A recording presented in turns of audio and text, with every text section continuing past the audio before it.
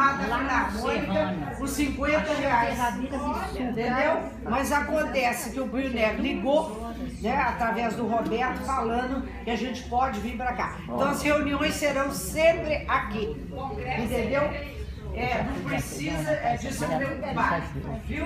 E outra coisa, a gente gostaria de pedir a vocês, cada um de vocês, chamar o pessoal que não está vindo, porque a gente não quer aumentar a mensalidade. Saiu muita gente, porque não pode vir de carro, porque está vindo. Eu não quero aumentar, então, por favor, arruma uma conhecida, gente, volta essa coisa toda, porque a gente precisa de manter o carro. Nós éramos 140, agora a gente não está chegando nem no 100. Entendeu? E tá muita gente falhando, porque às vezes não sabe que é aqui. Quem me telefona fala, gente, é aqui. Então, a reunião será sempre aqui. Tá bom? Mas tem que entrar pelos fundos. Gente, por favor, quem tiver o carnezinho com o número 72, depois vocês podem olhar aí com calma. Quem for o número 72, me procura depois do final dele.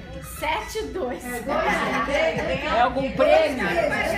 Pra me tirar uma dúvida. O 72, quem for, por favor, me procurar. Tá bom? Obrigada. 72 vai ganhar uma passagem para França. Passagem para Cada um tem número aqui?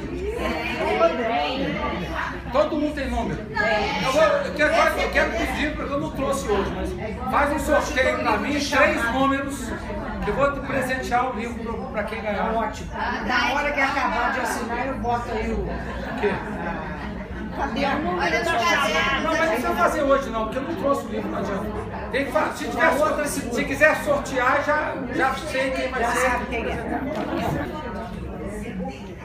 Bom, boa tarde. Nós falamos então, o cronograma já está todo acertado. Eu não passei ainda, mas com exceção do dia 5 de outubro, que vai ter, já tem uma pessoa marcada, eu vou pegar uma parte até novembro e a minha orientanda, a Carolina, vai pegar 3 vezes. Já falei com ela. Então já está tudo.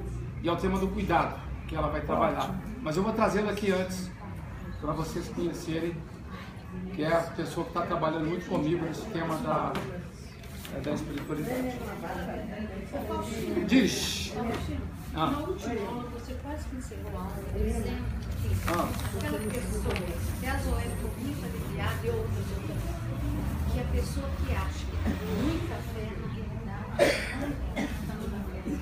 Você podia explicar bem?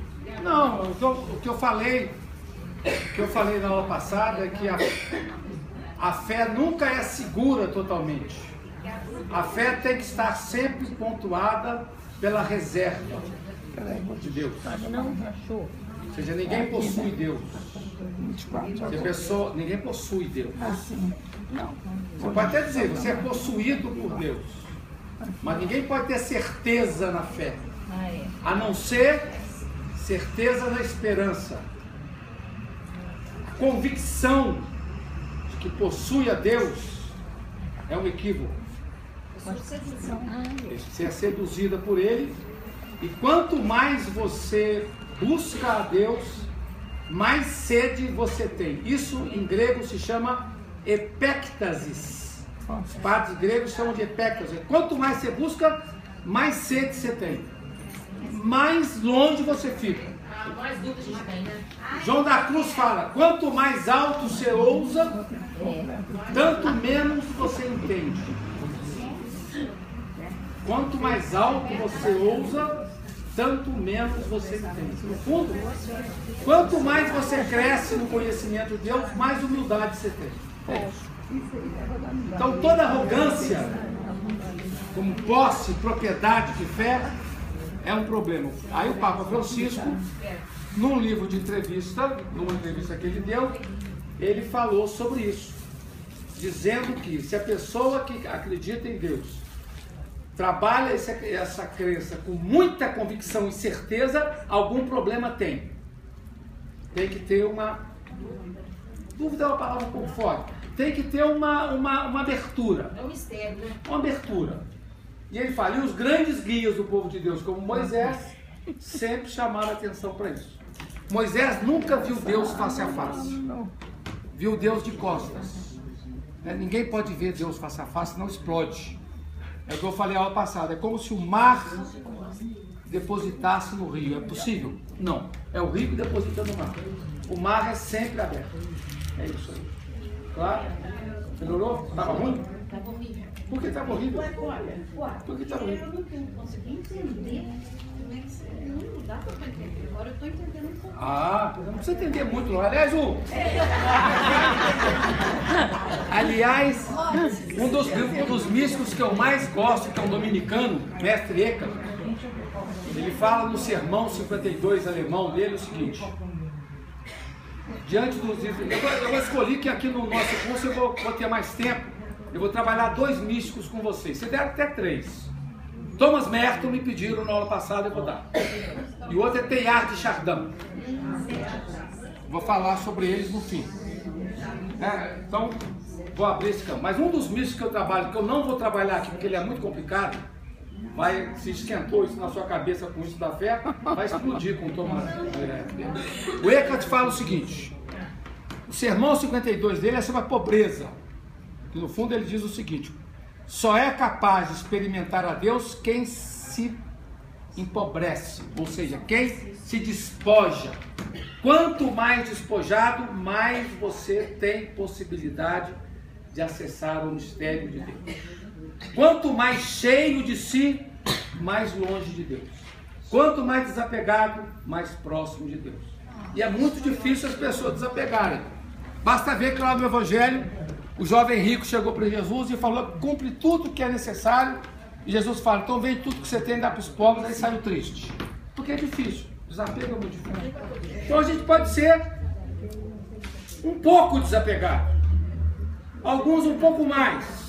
Principalmente o seu egão. Pois é, o ego. De fazer uma diminuição dessa arrogância.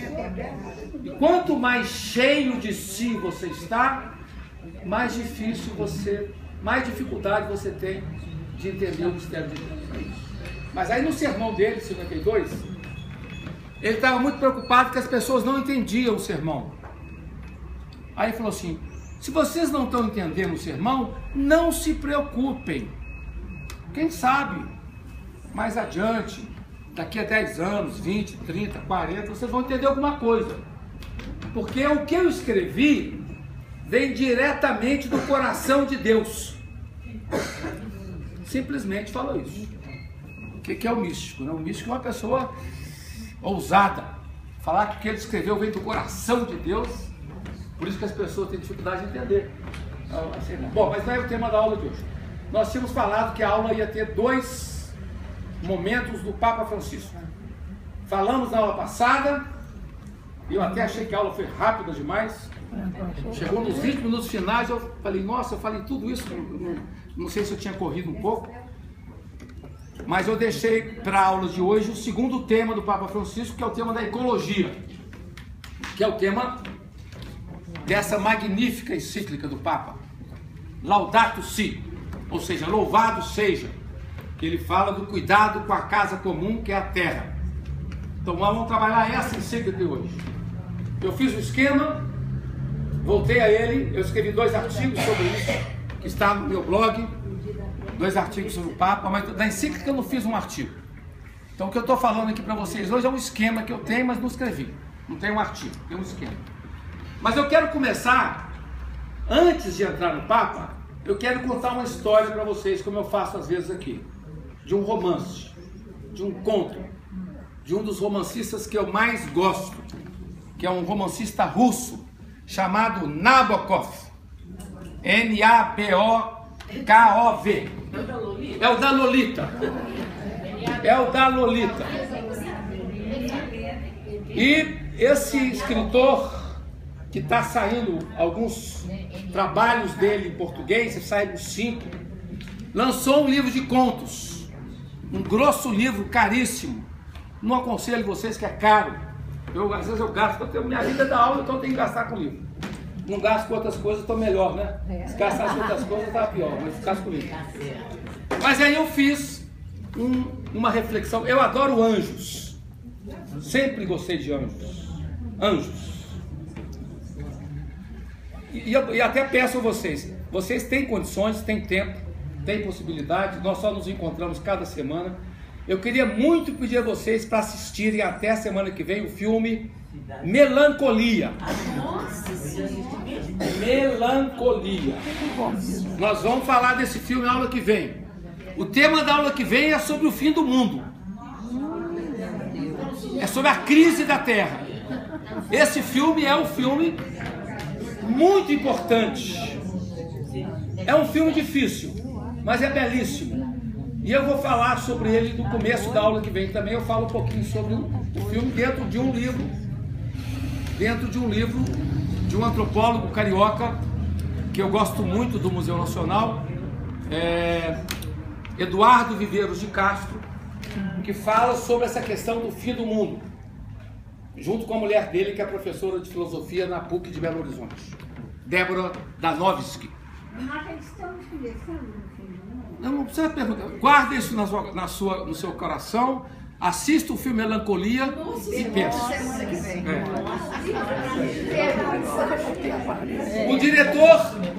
O diretor é Lars von Trier. Os outros filmes dele eu não aconselho, são muito mais pesados. O Anticristo, Lars von Trier é o diretor. O filme é Melancolia, já tem nas locadoras. Passou na TV a cabo. Bom, mas isso é para semana que vem. O conto que eu vou falar para vocês hoje aqui, que eu fiz um resumo, do Nabokov, fala sobre anjos. Aliás, sobre anjos também eu aconselho muito a vocês verem o filme Asas do Desejo, Wim Wenders.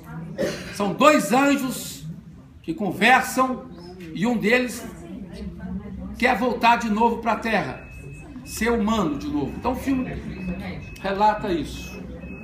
E é lindíssimo o filme. Mas não precisa ser para a semana que vem, não. Você pode ver depois. Vamos lá. Eu vou tentar fazer um resumo do conto. O conto chama A Palavra. Minha voz está clara, né? Lá de trás dá para ouvir, né? De repente, a estrada em que eu me encontrava, sem ar por causa da luminosidade, encheu-se de uma tempestade de asas. E enxames saídos das profundezas ofuscantes vieram os anjos. As asas dobradas, apontando firmes para o alto, revoada de anjos. Seu passar era etéreo, eram como nuvens coloridas em movimento, e os rostos transparentes estavam imóveis, a não ser pelo extasiante tremor dos cílios radiosos. Entre eles voavam pássaros turquesa com gritos de alegre risada de menina, e ágeis animais alaranjados trotavam fantasticamente pintalgados de preto. As criaturas espiralavam pelo ar, estendendo silenciosamente as pratas de cetim para colher as flores voadoras, ao circularem e mergulharem, passando por mim com os olhos relampejantes. Aquela revoada de anjos, e a pessoa aturdida diante daquele voo, e os anjos pouco lixando para a terra, com os olhares voltados para o céu. Aliás, os anjos têm os olhares voltados para o céu. Asas, asas, asas.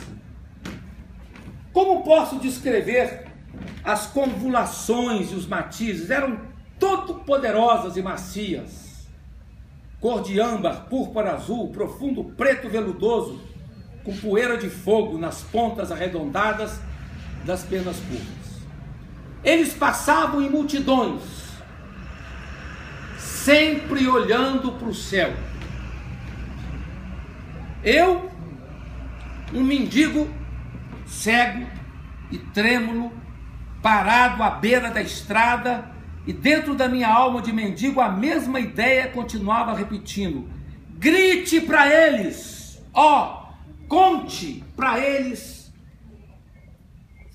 que na mais esplêndida das estrelas de Deus existe a terra, minha terra, que está morrendo em agonizante escuridão. Eu tinha a sensação de que, se pudesse agarrar com a mão apenas um trêmulo brilho que fosse, levaria a meu país tamanha alegria, que as almas humanas seriam instantaneamente iluminadas e circulariam debaixo do aguaceiro da crepitação da primavera ressurgida ao dourado trovão de templos novamente despertados. Estendendo as mãos trêmulas, lutando para barrar o caminho dos anjos, comecei a agarrar a barra de suas claras casulas, as franjas tórridas e ondulantes das asas curvas, que escorregavam entre meus dedos como flores veludosas. Então ocorreu um milagre.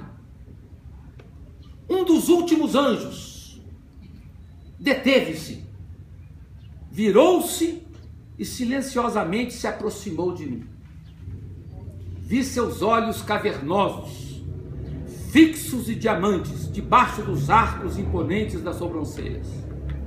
Ele veio até mim, sorriu. Eu não consegui olhar para ele, mas observando suas pernas, notei uma rede de veias azuis em seus pés e uma pálida marca de nascença. Por essas veias, por essa pequena marca, entendi que ele ainda não havia abandonado totalmente a terra, que ele poderia entender a minha prece. Então, curvando a cabeça, apertando as palmas queimadas, sujas de barro brilhante, sobre meus olhos quase cegos, comecei a contar para ele as minhas tristezas. Queria explicar como era maravilhosa a minha terra, como era horrenda sua negra síncopa, mas não conseguia encontrar as palavras necessárias. Calei-me, levantei a cabeça. O anjo deu um sorriso, calado, olhou fixamente para mim, com os olhos diamantinos amendoados. Senti que me entendera. Abraçando meus ombros, por um instante, com suas asas de pombo, o anjo pronunciou uma única palavra. E em sua voz reconheci todas as vozes amadas, silenciadas. A palavra que ele disse era tão maravilhosa que, com um suspiro, fechei meus olhos e baixei ainda mais minha cabeça. A fragrância e a melodia da palavra se espalharam por minhas veias, se ergueram como um sol dentro de meu cérebro. As incontáveis cavidades dentro da minha consciência a captaram e repetiram sua lustrosa canção edênica. Eu estava preenchido por ela. Como um nó firme, ela pulsou em minha têmpora. Sua umidade tremulou em meus cílios. Seu doce frescor abanou meu cabelo e ela verteu-se celestial sobre meu coração.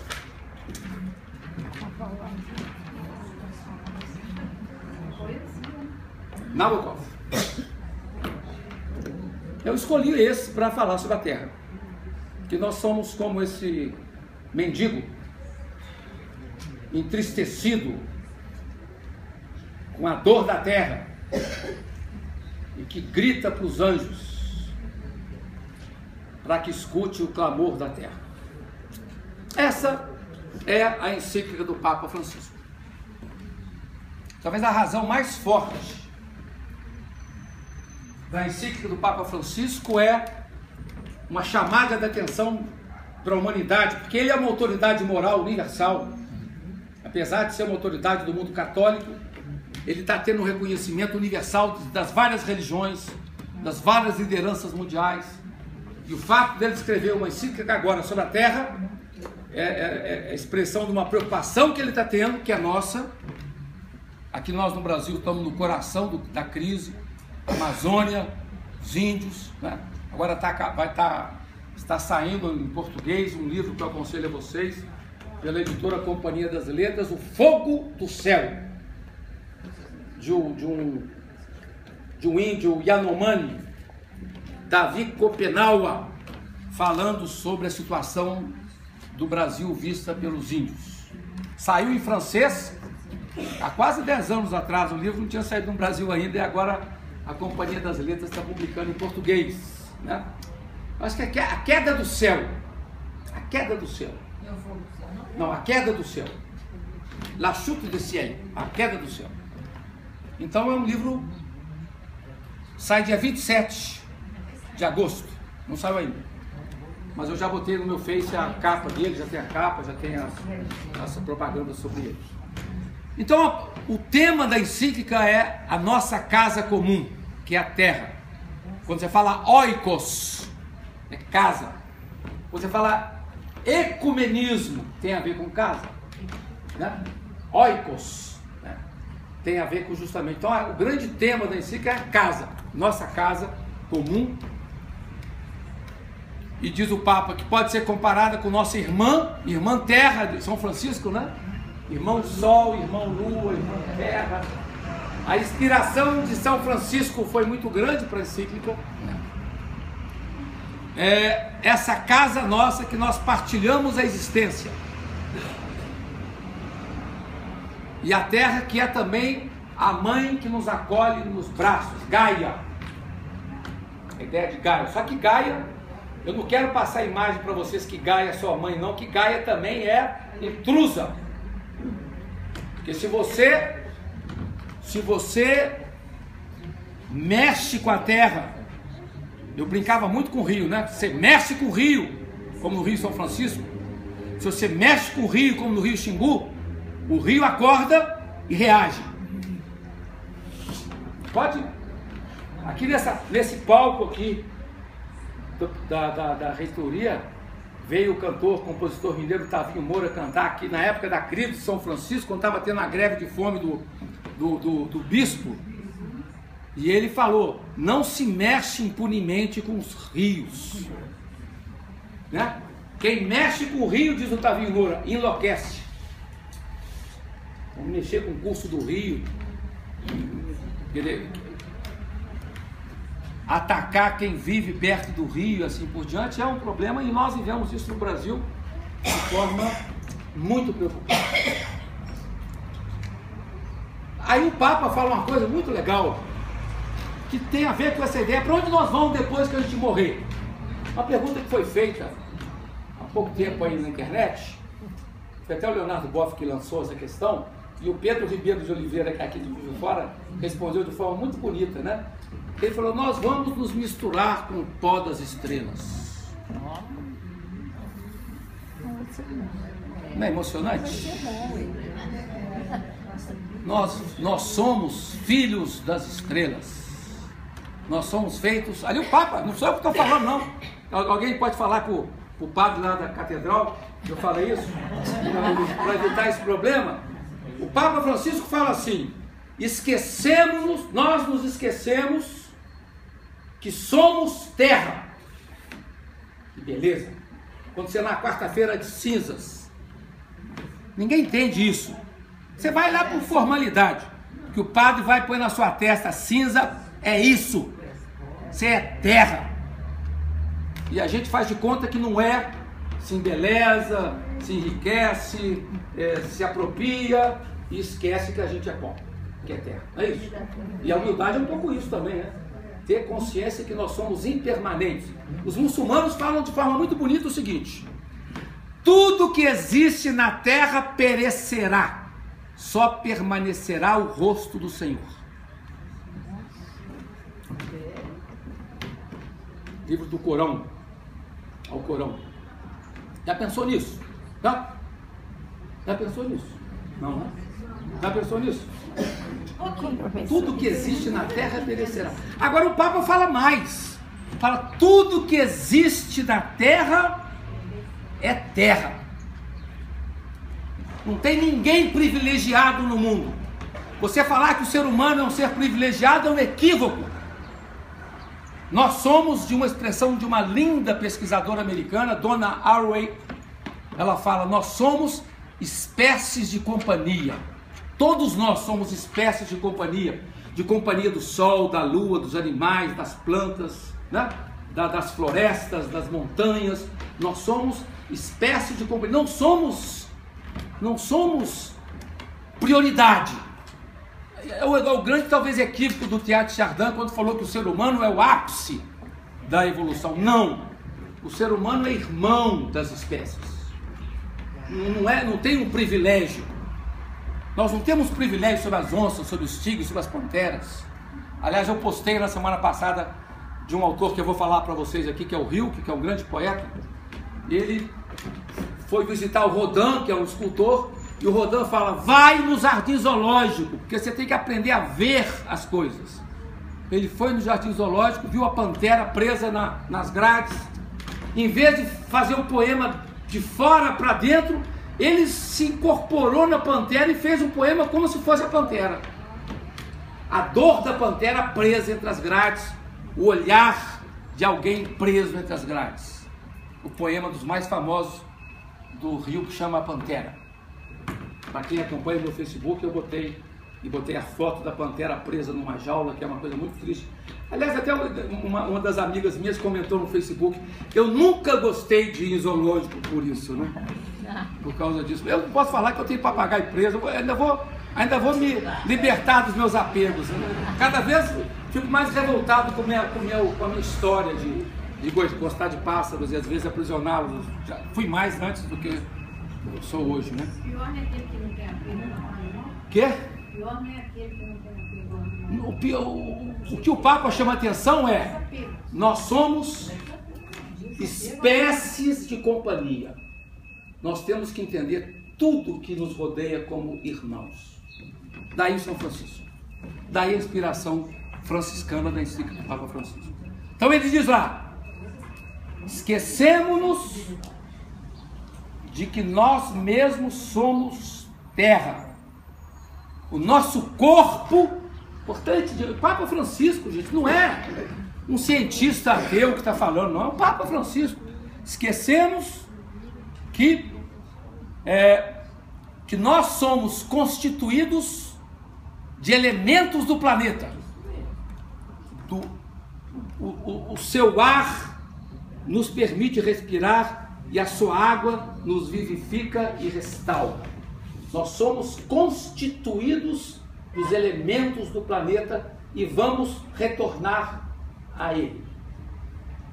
Eu estou cada vez mais vendo a vida após a morte como uma integração, uma ligação cósmica bonita, né? Nunca ninguém acaba nesse sentido. Então acreditamos na ressurreição. Aliás, o Rubem Alves, eu vou fazer essas entrelinhas, porque o Rubem Alves, ele escreveu, não está aqui nesse meu texto, está em outro, tá aqui.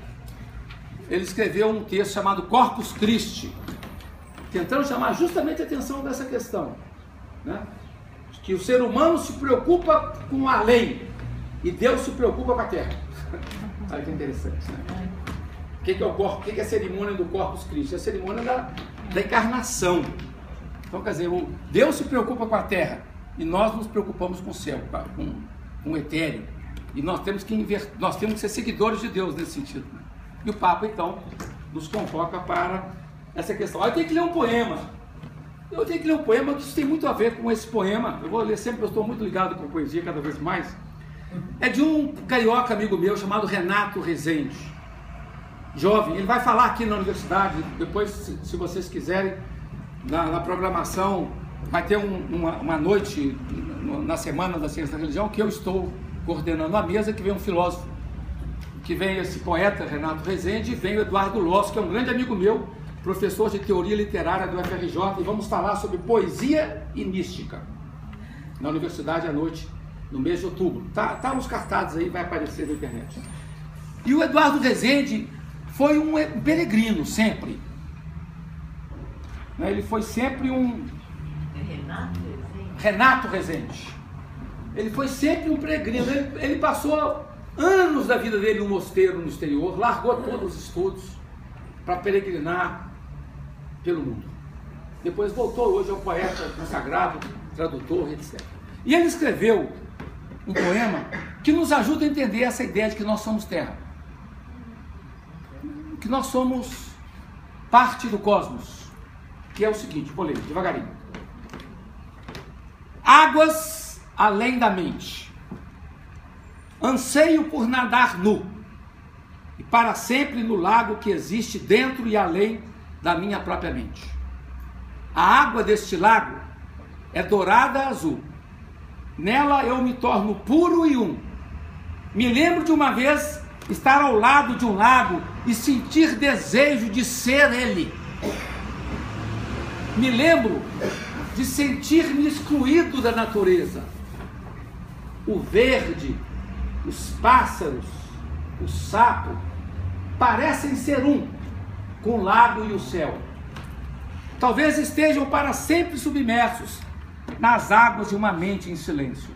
Mas e eu, no meio do caminho, entre o pó e o êxtase, os pés e as asas, escrevo, anseio pelas verdadeiras águas. Está aqui, colocado. Quer dizer, a atenção do poeta em perceber, os animais estão graciosamente interligados com a terra, e os humanos não. Os humanos, quando a gente fala nós pensamos, nunca a natureza está envolvida no nosso nós. Ou seja, o nosso nós é excludente da realidade. Nós temos que ser inclusivos na reflexão. Quando falarmos nós, temos que envolver todas as espécies de companhia e toda a Terra. Daí a crítica que se faz hoje ao antropocentrismo. O antropocentrismo é um equívoco. O antropocentrismo é você achar que o ser humano é o centro do universo, é o ápice do universo, é o cume do universo. Equívoco. O ser humano é irmão, é espécie de companhia, companheiro. Então essa mudança de perspectiva, o Papa Francisco levanta quando ele escreve em si. Diz. Isso é o que está acontecendo agora com o Papa Francisco, ele é contemporâneo do pessoal de Dom Pedro, da teologia da libertação. Mas por que você está botando agora que está assim, agora que está... Não tem a ver com teologia da libertação, tem a ver com uma compreensão nova da Terra. A teologia da libertação também não foi tão avançada na relação com a Terra, não. Não. Foi avançada na relação com os povos. Com a Terra, não. A questão ecológica não foi a questão-chave na teologia da libertação, a não ser mais recentemente. Mas não vem ao caso. Aqui nós temos que entender o tema que ele está levantando. Até agora tudo bem? Não é tudo bem, porque é muita coisa, né? É muita mudança de perspectiva que a gente tem que ter. Só de saber que nós somos parte do cosmos, que nós estamos integrados, essa palavra integrados no cosmos, o Papa repetiu umas 4, 5 vezes na encíclica. Tudo está ligado a tudo.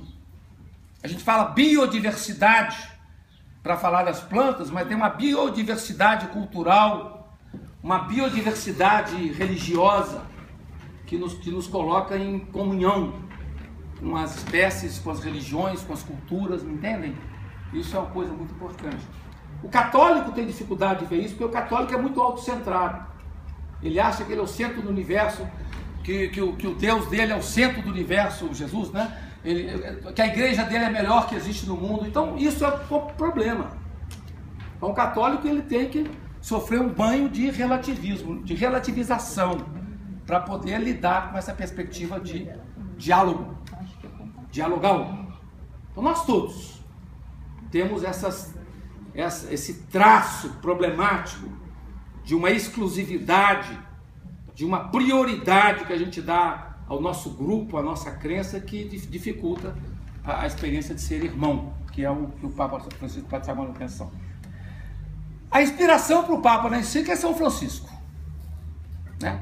Que até há pouco tempo nós celebramos Santa Clara, que é um dos filmes que mais marcou minha juventude, né? O do Zeffirelli, né? Os dois artistas, cada um mais bonito que o outro, né?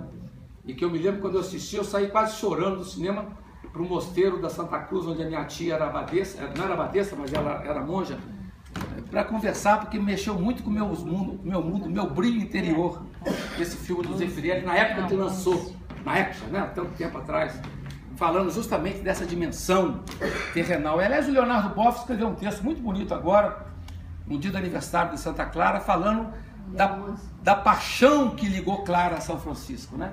Da beleza daquele relacionamento. Um texto muito bonito que eu divulguei também, falei para todo mundo. Bom, isso na introdução da encíclica. É claro que não sei se vou conseguir trabalhar tudo, mas eu vou tentar colocar os pontos mais importantes, a meu ver. Então, na apresentação, ele chama atenção para isso. A terra é a nossa casa comum, nós somos terra e nós temos que nos comunicar com respeito com as espécies que estão junto de nós nesse trajeto vital, fundamental. Bom, no capítulo 1º da encíclica, ele já chama atenção para um ponto que é importante para nós. Ele critica o que ele chama de aceleração. Eu estou gostando demais desse tema. Nós vivemos num mundo que tudo é acelerado. Correria, relógio, não podemos ter tempo para nada. Tudo marcado. Crescimento econômico, crescimento tecnológico, tudo é aceleração.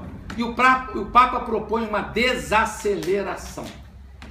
Olha que interessante. Nós temos que desacelerar. A gente não fala muito isso às vezes, né? Nossa vida é muito corrida, a gente tem que ter momentos de desaceleração. Ele chama isso de, o termo que ele usou é intensificação dos ritmos de vida, dos ritmos de trabalho, ou rapidação. Os italianos falam,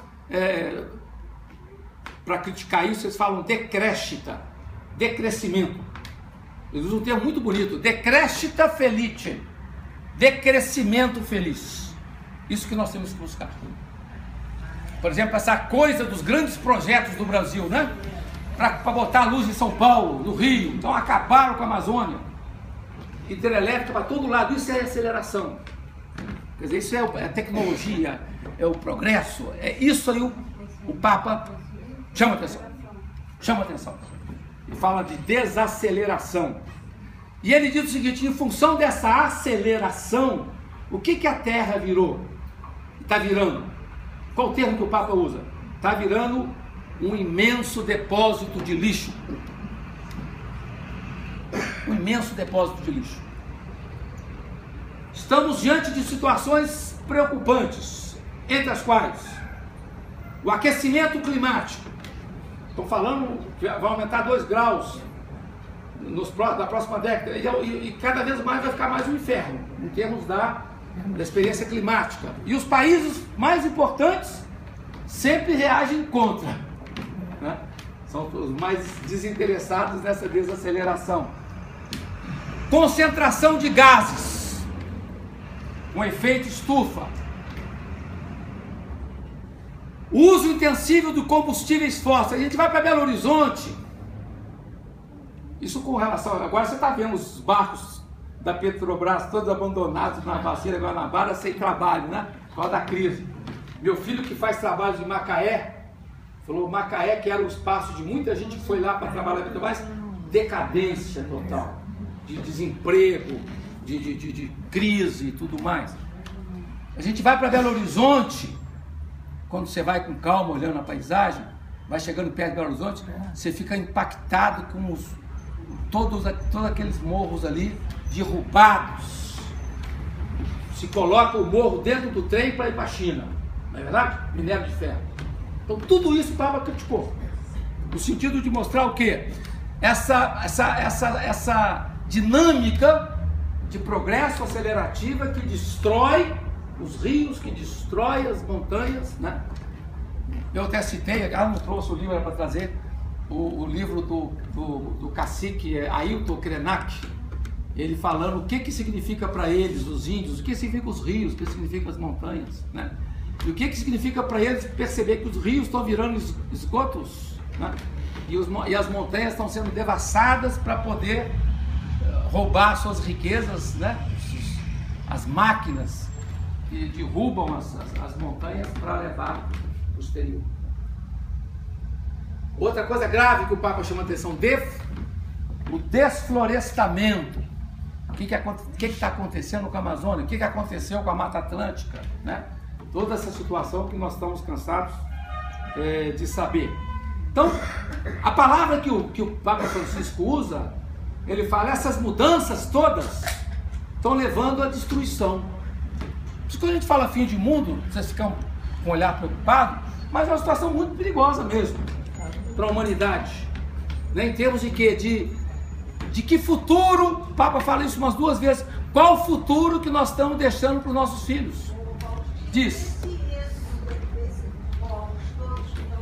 Por causa das guerras, fomes, água, falta de água, mundial. Sinal.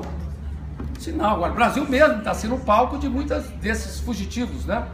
Então, o Sebastião Salgado escreveu aquele livro lindíssimo chamado Êxodos, falando sobre as pessoas que fogem da sua terra natal, que enfrentam as águas como na Itália estão enfrentando, morrem afogados, preferem morrer afogados do que ficar naquele lugar de guerras, de conflitos, de estupros. Agora os estupros com as crianças na África, em outros lugares impressionantes, né?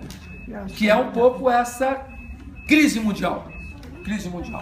Bom, o Papa fala aqui então o risco da destruição e diz, infelizmente, nós seres humanos, diante do que ocorre no mundo, estamos indiferentes. Não é que ele falou em Lampedusa, quando ele foi lá, uma das primeiras mensagens do Papa Francisco em Lampedusa, que é o lugar italiano onde recebe, ou estão vindo os naufragados, ele fala, o que mais me impressiona é a indiferença dos humanos diante dessas tragédias.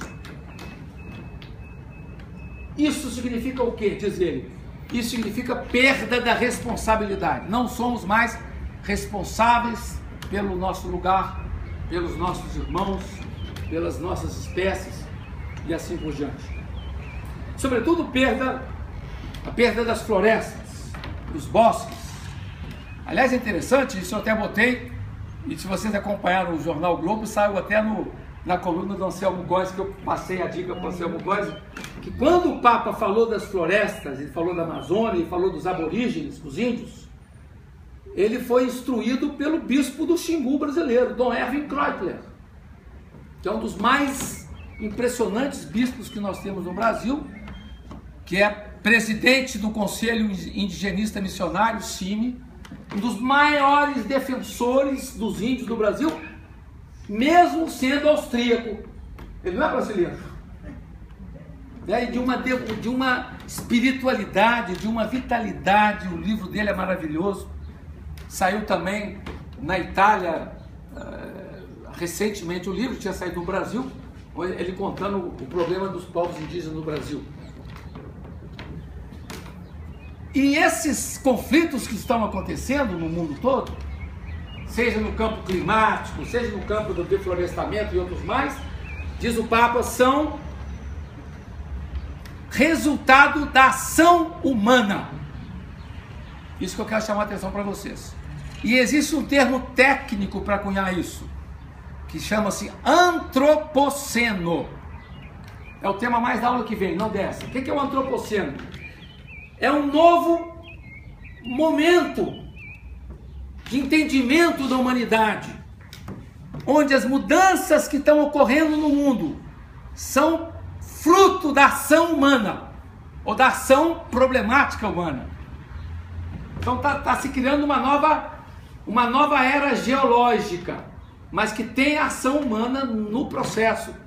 O termo é antropoceno, ou seja, os seres humanos são responsáveis pelo que está acontecendo hoje na nossa Terra. Então há uma intervenção humana problemática. E aí o Papa vai se debruçar sobre a Amazônia e outros lugares como o Congo para falar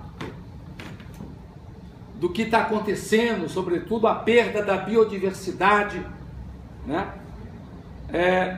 A derrubada das florestas, a queimada das florestas. Eu já viajei muito pelo Brasil dando cursos, já peguei com um aviãozinho daquele só tem você e o piloto na Amazônia com aquela fumaçada que você não vê nada por causa das queimadas. O Brasil é todo, esse é o mês, né? Agosto, setembro, né? Das queimadas, derrubadas, para quê? Para o cultivo da soja e outros cultivos, né? Transgênicos, o Papa não fala tanto dos transgênicos na encíclica, mas chama atenção. Alguns críticos falam, eu podia ter falado mais dos transgênicos que nós estamos comendo, né? Que nós estamos comendo aí, ele não sabe quais são as consequências do que acontecerá mais para frente. Nos corais, os recifes de corais, né? A poluição. São Paulo, de fora a gente ainda tem, eu pelo menos vivo num espaço rodeado por árvores, ainda tem espaço de respiro, mas algumas cidades não, né? Cubatão, a poluição que chega ao mar, resultante do deflorestamento, das monoculturas agrícolas e etc. Bom, depois de falar dessa situação, o Papa chama atenção para uma coisa interessante que eu já falei antes para vocês aqui, que diante do que ocorre, nós temos que recuperar a memória, a consciência de que todas as criaturas estão interligadas. Eu falei isso, repito. Todas as criaturas estão interligadas. E pelo fato de todas as criaturas estarem interligadas, há que ter carinho e admiração por cada uma delas. Nós, seres humanos, precisamos uns dos outros, só que aumenta. Nós, espécies de companhia, precisamos uns dos outros. Então, esse é o toque que ele vai chamar do diálogo. Vai falar de diálogo várias vezes. E esses desequilíbrios ecológicos, eles também envolvem os pobres. Que aliás é um tema que eu falei na aula passada para vocês, a preocupação com os pobres que tem Francisco, e ele fala, quando você descuida da ecologia, você está também atacando os pobres. Então há uma dinâmica social presente na preocupação ecológica. Então, quer dizer, a atenção ecológica ela envolve uma abordagem social. Daí os pobres que estão fugindo dos seus locais de habitação por razões ecológicas também, por devastações e outras situações. Aí ele usa esse termo no capítulo 1 da encíclica, que a terra geme, como os pobres gemem. Então há um grito da terra. Aliás, aqui no Brasil, o Leonardo Boff fala muito isso, por causa da Carta da Terra, né, que ele participou da redação. Então a terra grita, os pobres gritam. E diz o Papa, a igreja tem que ouvir esse clamor, tem que estar atenta a esse clamor. Capítulo 2. Capítulo 1, então, fala do que está acontecendo com a nossa casa. Capítulo 1. Capítulo 2. O Evangelho da Criação. Então ele vai fazer uma leitura evangélica disso aí. Como acontece no método ver, julgar e agir, né, dentro da ação católica. Diz o Papa, nos damos conta que a Bíblia, ele está falando como católico, a Bíblia não dá lugar a um antropocentrismo. Então é incorreto você querer defender o antropocentrismo com a Bíblia. A Bíblia não defende o antropocentrismo, porque a Bíblia se interessa por todas as criaturas. Os Salmos, Daniel, tantos livros que a gente vê, né? Louvando os astros, os rios, as montanhas. A tradição bíblica estabelece claramente que esta reabilitação implica a redescoberta e os ritmos da natureza. Por exemplo, no judaísmo, a lei do sábado, que é lindo essa reflexão sobre o sábado. Já pensaram? O que significa o Shabat? O sábado da tradição judaica é o dia do descanso, é o dia do repouso, é um dia onde você para entrar dentro de si, para refletir, inclusive, sobre os desmandos da nossa vida, da nossa história. Então a Bíblia tem essa preocupação de dedicar um dia em 7 para essa interiorização. Então essa dinâmica do sábado é importante para poder perceber que no sétimo dia Deus descansou de todas as suas obras. O amor de Deus é razão fundamental de toda a criação. O amor às criaturas. Nenhuma criatura é supérflua, diz a Bíblia. Todo o universo material é linguagem de amor de Deus. Aliás, Santo Agostinho, no livro As Confissões, falou: o que é Deus? Quer dizer, um passeio pela natureza revela para nós o que Deus é. Isso está nas Confissões. Só faz a leitura cuidadosa do livro de Santo Agostinho, onde ele vai falar sobre... E é interessante que Santo Agostinho se converteu num jardim. Né? Um jardim, é o tema do jardim. Aí vem os termos muito bonitos. Aí o Frei Beto, quando escreveu sobre a encíclica do Papa, ele falou: é uma encíclica poética.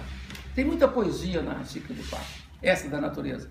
Ele usa esse seguinte termo: o solo, as águas, as montanhas são carícia de Deus. Olha que termo bonito, né? Como é que é bonito, quer dizer, tudo é carícia de Deus. Por isso que quando o cacique Krenak se revolta contra o que estão fazendo com as montanhas e com os rios, ele fala: é como se estivesse cortando a minha pele. João da Cruz também, que é um grande místico, ele fala: meu amado, as montanhas, né? Quer dizer, as montanhas como expressão do rosto do amado, os rios, os vales, né? Os jardins, os vergéis. Então tudo isso, solo, água, montanhas, tudo isso é carícia de Deus. Então a revelação de Deus, isso aqui é muito importante para os católicos, para nós católicos, né? A gente acha que revelação de Deus é só nas Escrituras. Isso é bem protestante, aliás, bem católico, né? Deus se revela nas Escrituras, né? Então é importante concentrar na Bíblia. E diz o Francisco: não, Deus não se revela só nas Escrituras.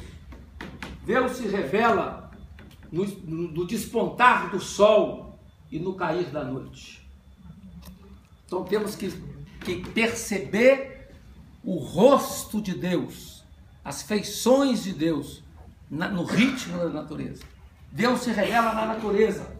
Nós não vivemos a experiência de Deus só quando estamos na igreja, não. Nós vivemos a experiência de Deus em qualquer lugar que estejamos na nossa vida. Na casa, na rua, no morro, nos jardins. Quer dizer, tudo é espaço da presença de Deus. Então é incorreto você falar que só se salva quem está na igreja. Não. Não há salvação fora do mundo.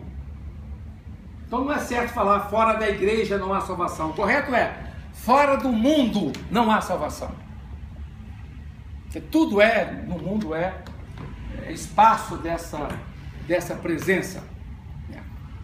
Então ele fala: a luta pela paz, a luta pela justiça e a luta pela conservação da criação são tarefas fundamentais de todos os cristãos. Lutar em favor dessas questões. E juntos com as outras espécies de companhia. Numa peregrinação maravilhosa. Somos peregrinos de uma viagem cujo rumo só Deus conhece. Nós não temos domínio desse rumo. Ninguém tem um bastão que vai saber para onde nós vamos. Ninguém. Esse é um mistério. É um mistério radical para nós. E aí, é claro, como ele está trabalhando a Bíblia, ele vai a Jesus, o Papa Francisco, e coloca: Jesus vivia em plena harmonia com a criação.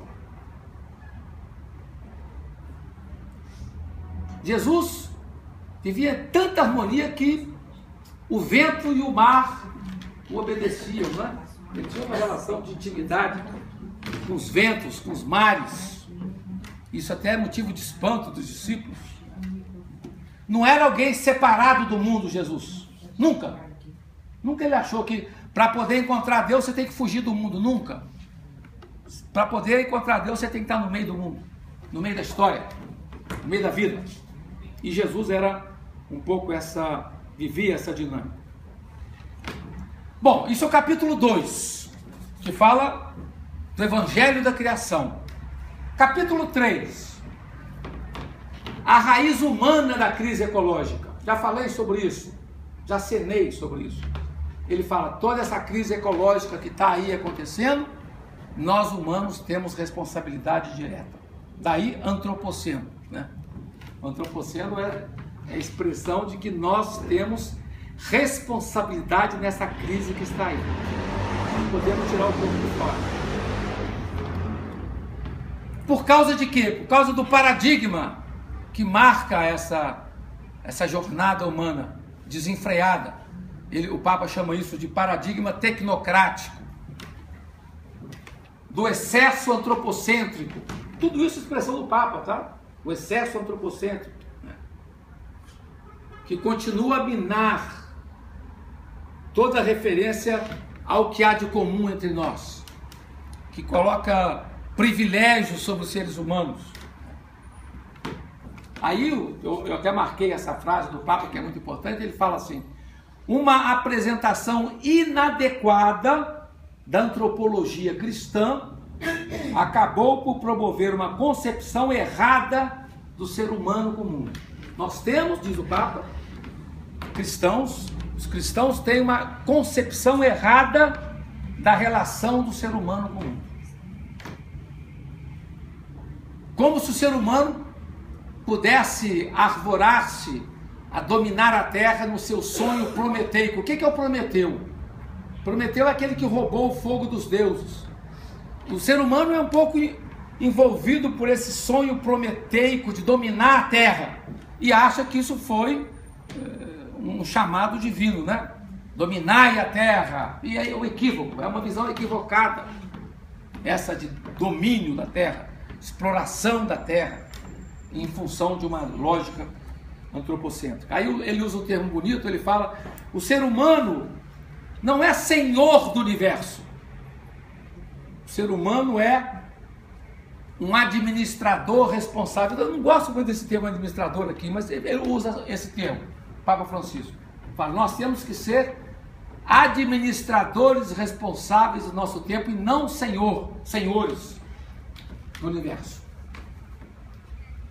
Por quê a responsabilidade do ser humano? Porque, de novo, tudo está interligado. Tudo está interligado.